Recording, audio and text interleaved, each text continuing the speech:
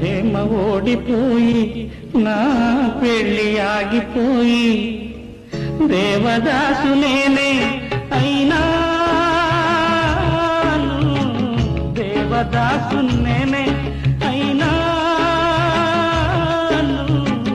మళ్ళా తైలమెట్టి మాలిష్ చేయలేను, మంగళి కట్టి పట్టి గడ్డం వేయలేను.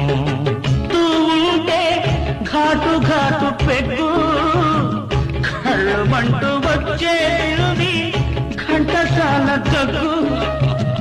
నాది ఎప్పుడు